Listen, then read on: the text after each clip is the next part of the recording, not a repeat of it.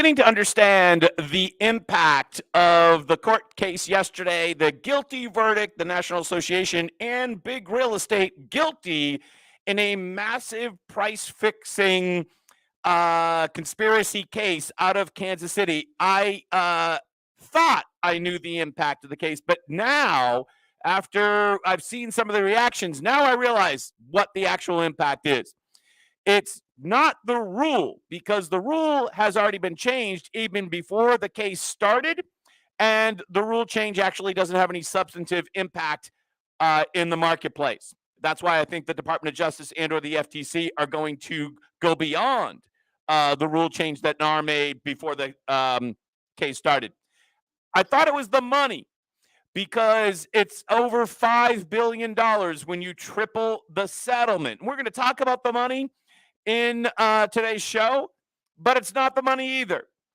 It's the psychological impact that this is going to have upon buyers, sellers, and agents and brokers. And I think that there are going to be agents that embrace the change, like I think you know that I do, and agents that fight it. And most of the reaction that we have seen on the interwebs over the last 18 hours has been agents that are still in denial and are furious that a bunch of lawyers from the Midwest have somehow upended the industry. The outrage is palatable. So let's take a look at what happened yesterday afternoon on CNBC. Bess Friedman from Brown Harris Stevens, here she is here, there she is there,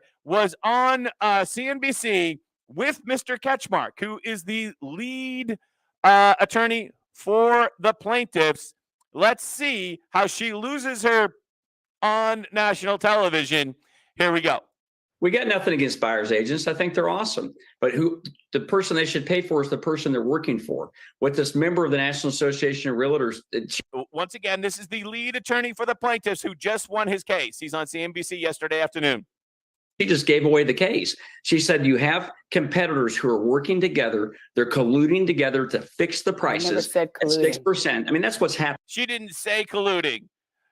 So now she won't even let him finish it. She's interrupting. That's what the jury heard 2 weeks of evidence of. We revealed the documents, we revealed the videotapes, we revealed all of the emails, and the CEO of the NAR testified at trial and took the stand, and we exposed him for what he is. It is a cartel. It's a cartel. It is not a cartel.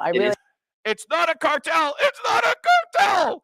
Dude, literally a jury of 8 people answering 5 questions unanimously just declared basically it's a cartel. So stop saying it's not a cartel.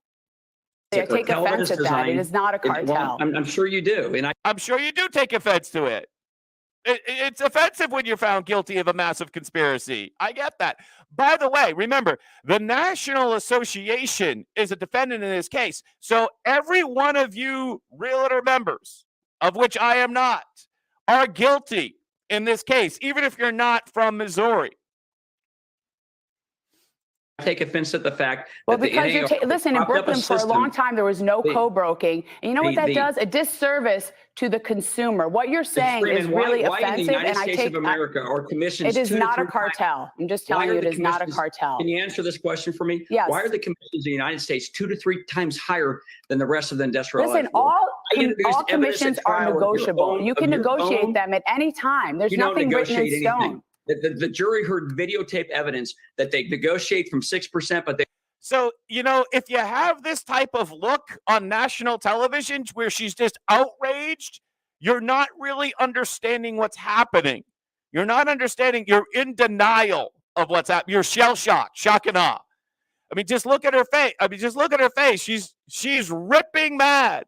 Does this look like the face of somebody that is, how do I want to say this? That you'd want to be associated with? Let's just put it this way. She's horrified. And I think this really does break down to 2 groups of people in our business. People that are okay with the change or okay, I'll roll with it. and people that are tremendously defensive because guess what? You're guilty, right? And so yesterday I had the opportunity to be mentioned briefly in an article at boston.com, which is owned by the Boston Globe. I was interviewed last week, and I think they just kind of put this story up when the verdict came down, and I was mentioned way down at the bottom. Very nice that I was mentioned at all. They linked to my YouTube channel. That was cool. And they also mentioned Anthony Lamacchia, who is a local version, basically, of Bess Freeman here in Massachusetts. He runs a tremendously successful real estate company out of, I believe, Waltham. And he's wildly successful. But the dismissive attitude that he shows in the very beginning of his video, which you're going to bring up in just a second here, is the type of attitude that that got the National Association of Realtors in this trouble to begin with. The dismissive attitude towards the general public, towards their very clients. Listen to what he has to say in the very beginning of his video. Real estate history was unfortunately just made in a small town in Missouri. I can't believe it. Kansas City is a small town. Okay. I will admit I am surprised, but I just spent the last 45 minutes reading things and thinking about it and discussing it with our general counsel. And it is what it is, folks. These things happen. And when you think about it, this is a jury of however many people. He doesn't even know how many people are on the jury. That is not that educated on our business. They just listened to 2 weeks of testimony where your side got plenty of time to lay out your case, and he just dismisses the jury as being uneducated people from the flyover states, from Kansas City, a small town in Missouri.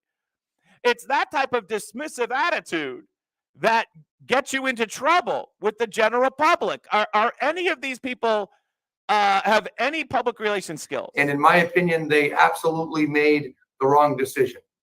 Yeah, well, we know that. You know, obviously that's your opinion. But this is a pervasive attitude towards the general public. And I hate to do this to Lee Brown, who I think is one of the leading figures for the realtor cause. Earlier this year, she was disqualified for running for realtor office because, heaven forbid, she had missed thoughts. She had bad thoughts. And she liked some tweets that were somehow offensive, and so she was disbarred or banned from running for office at the National Association. But she also had effectively the same idea on YouTube yesterday. She starts off explaining how she's helping a client, and then she just throws like the people that made this decision under the bus. And that's not going to change based on some bunch of class action lawyers out in the middle of the country. Yeah, you bunch of class action lawyers out in the middle of the country. Now, I'm not a big fan of lawyers, you know that. And I still have my class action lawsuit check here that I got the other day for $3.31. I haven't cashed it. But the overall attitude is, oh, this happened in Missouri, right? That's not even really part of the country, right? A bunch of hayseeds out there. Oh, really? Oh, okay. Because I think Wall Street took note of what happened yesterday. The fabulous Greg Robertson noticed that stocks in the real estate sector took a beating. Compass down, Zillow down, Redfin down, Remax down, Anywhere, which is Realogy, whatever it's called now, EXP down. All of these companies down based upon the ruling. By the way, I love your comments, so if you want to throw in a comment there, that'd be awesome. Let's see. I think we do have a comment here. Let's start with this comment here. Welcome change, but may not do enough. Thoughts on when the Department of Justice and FTC come in to disallow seller to pay buyer agent? Well, I do believe that is the next thing that will drop. And for those of you, just a little background here, in the Massachusetts case, MLS PIN versus No Slack, or No Slack versus MLS PIN, what do you want to call it? After the settlement was announced, the Department of Justice intervened and basically tried to pump the brakes on the whole thing, and it got delayed till March. So I would imagine that these things move slowly, for sure, but with so much publicity, that there could be, I don't want to say this, but there could be some politics involved. Once again, I think that it makes real political sense. Not that I agree with it, but it makes real political sense to come in and say affordability is a real problem, and we at the current administration are going to help people buy homes and make things a lot more affordable. And we're gonna reduce, the commissions. That you see where I'm going with that. There's a lot of politics that can be played by coming in to try to reduce commissions and make it more palatable. Not that the Department of Justice would ever be involved with anything political. I'm sure they make all of their decisions completely on a legal basis, of course. Never politics at the Department of Justice. Now, one thing that Bess Freeman said had a kernel of truth in it, and that is if you move away from the current system, it might actually increase the amount of dual agency that is out there, in which case the agent represents the buyer and the seller at the same time, which might end up have the unintended consequence of less representation for buyers. It was actually kind of like a Back to the Future situation, kind of like Back to the 80s. That is possible. And somebody asked me the other day, what is my perfect vision for this? And I don't think there is a perfect world here. But I do believe that in the end, a system by which you pay for your representative and I pay for my representative in a transaction is a better system. Imagine a world where we're suing each other and you're paying for my lawyer. What? Because that's how it works in real estate right now, right? That's just crazy. Cray, as they say. So Notorious ROB, and if you haven't read his stuff, I think you should go over and do it. He has a free article today. Some of it's free, some of it's paid. Thinking about NAR's appeal. And I would strongly recommend that you read this. Strongly recommend. Don't you worry, we are not going to get into the details of that because fortunately he sent out a tweet which summarized it for us all. So let's take a look at this tweet here relative to the potential appeal. Thank you so much for that comment, by the way. I appreciate that. Question of the day. NAR has sent this out to its members. Does NAR have the funds to pay for the proposed damages or post a bond to file an appeal? So a lot of you might not know this, and I don't know it either. I'm not a lawyer, too smart to go to law school. I do believe Rob Hahn went to law school, but he's not a practicing attorney at this time. And I don't know Rob. I've never met him or anything like that. But I've read his stuff for years. And in order to make one of these appeals, you have to file a bond. Now, remember, a lot of press has gotten around that the settlement is $1.78 billion, but actually it's tripled. So that goes over $5 billion. It's like $5.3 billion. And apparently the rule, which I'm sure there's some exceptions where it can be waived, but apparently the rule is you have to file a bond equal to the potential settlement at 100% collateral. At 100% collateral. So you've got to come up with something, whether it's cash or gold bars or real estate or whatever, that would equal $5.3 billion. So how is NAR going to post the funds for the bond, which would defer potential damages? The appeal might take years. We are confident we will ultimately prevail. We are also financially prepared for any final judgment. The bond is $5.35 billion. NAR has $1 billion in assets. Please explain how you have the funds and who's going to write the bond. That's a legitimate question, right? Good point. Financially prepared for any judgment? The Morrell trial, which is scheduled for, I think, the spring of 2024, is $13.5 billion.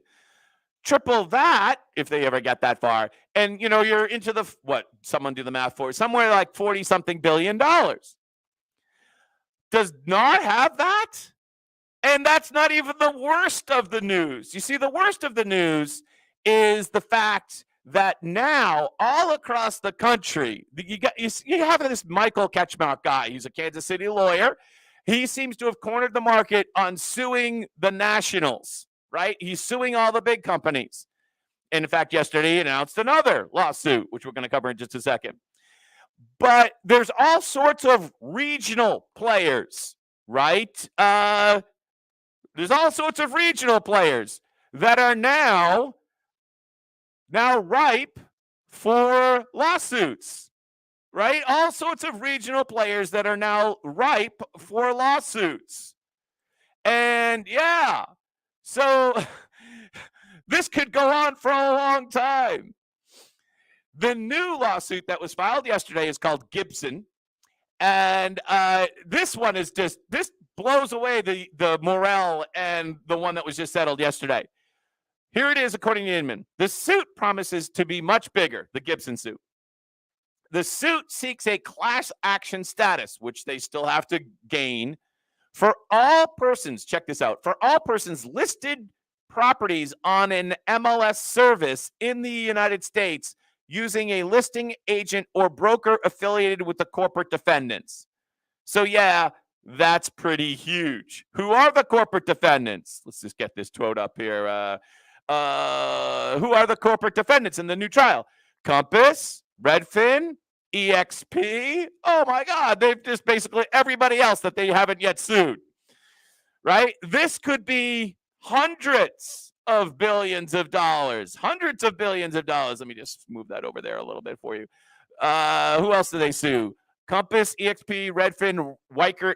Is that how you say it? Weichert. United Real Estate. I'm not familiar with United Real Estate. Anyone familiar? I'm not familiar. Howard Hanna, Douglas Ilium. Is that how you say that? I'm sure I got the name wrong. And once again, the National Association.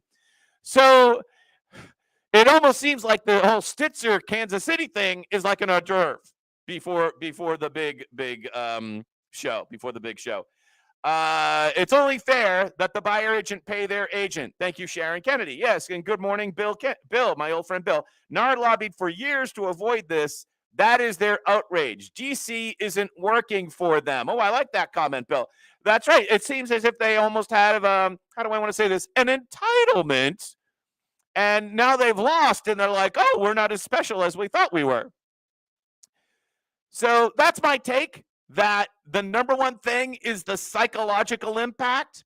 And then there's the dollar figure. And then there's the rule, which, as we covered, doesn't really matter. So for those of you who are agents out there, and if you scroll way to the bottom of that Rob Harn article that I mentioned, and this is the theme that I started the show out with, there's basically going to be two types of people in our business here. In the near future. And I'm reminded of this quote that I heard Dana, what's her name? Perino say on that network that I don't watch anymore because they fired my favorite person on it in April. But Dana Perino once said, you always want to be in favor of what is absolutely going to be coming, be in favor of the new thing.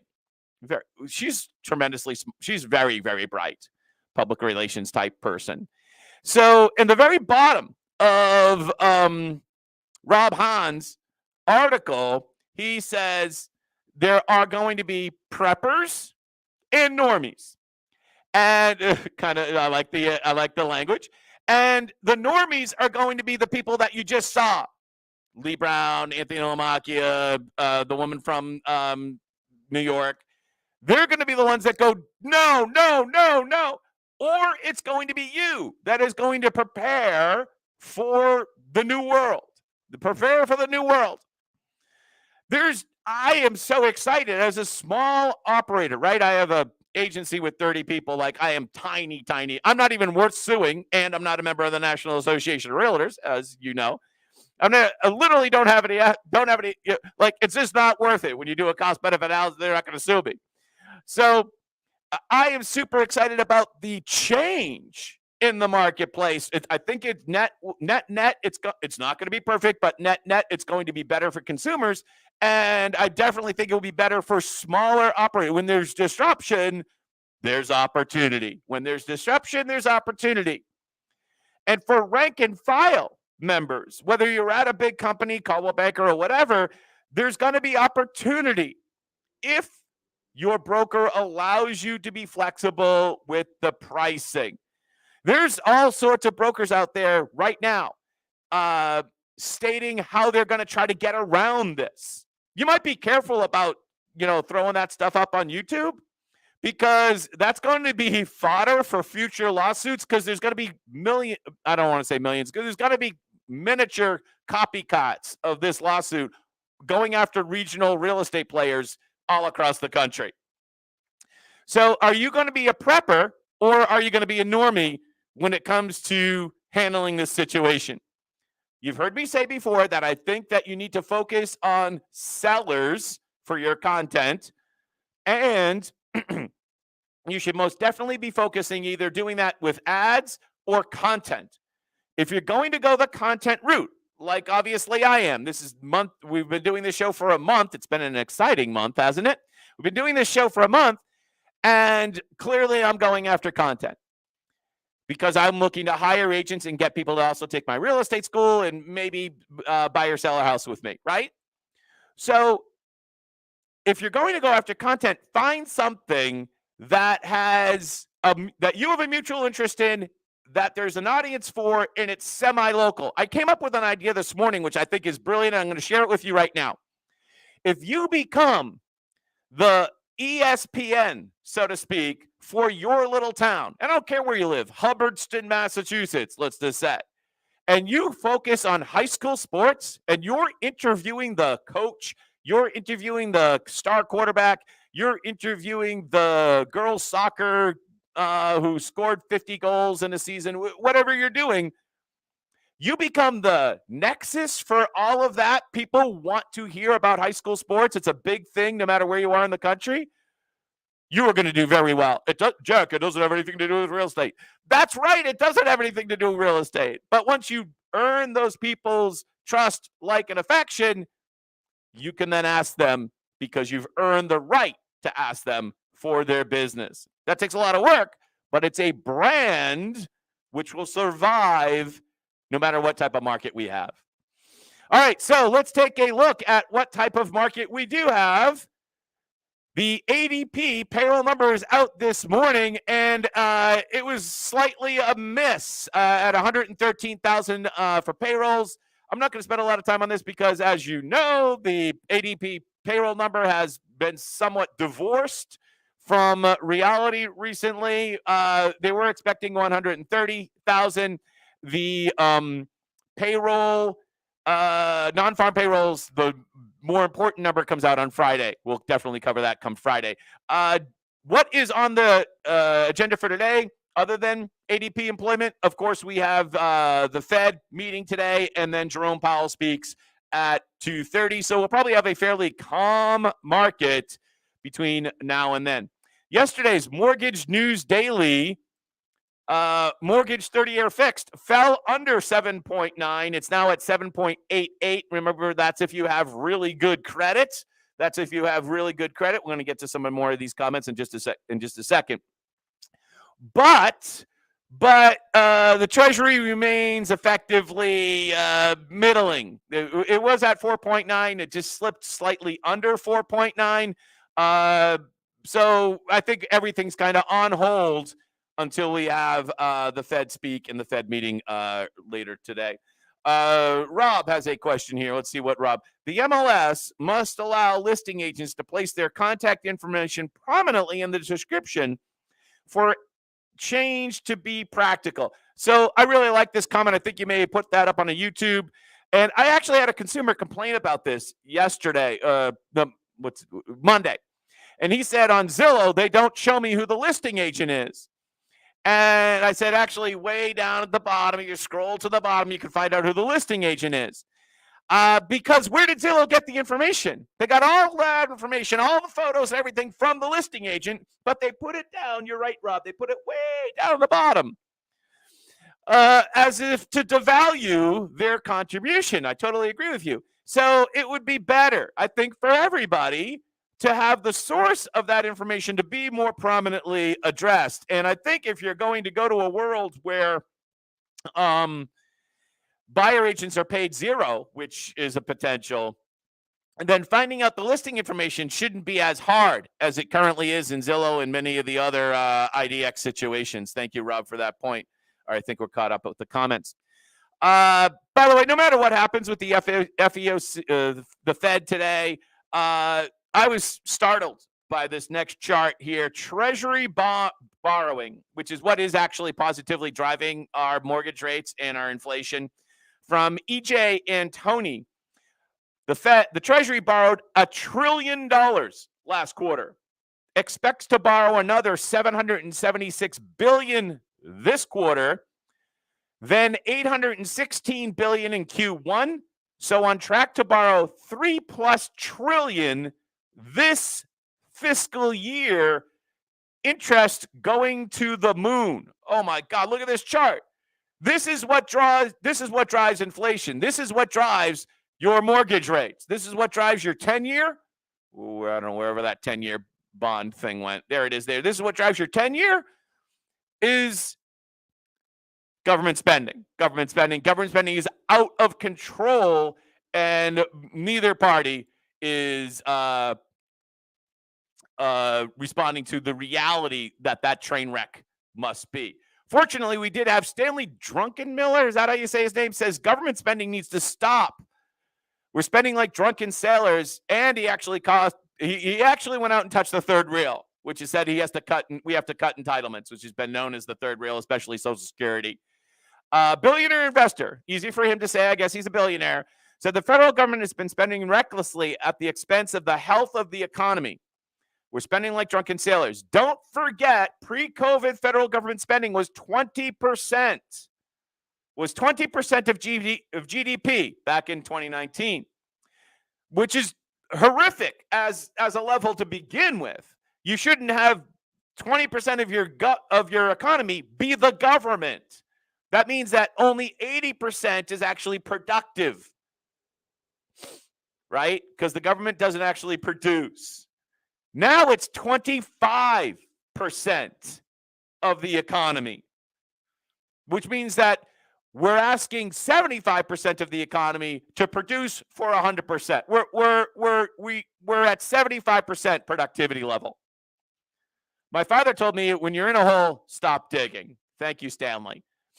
All right, so let's see if we have any other comments.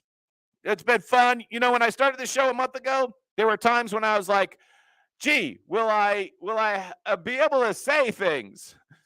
Will there be material to cover? Right? Well, there's material to cover, and apparently a lot of it. Hey, I'm Jack Gately from Jack Gately Real Estate and the Online Real Estate Academy. Thank you so much for everybody for watching. Hit the like button. Welcome the Facebook audience. Thank you so much for that. Have a great day. Go out and make some money. Sign up for my real estate school. Join my agency. Buy or sell a house with me. Have a great day. Bye-bye.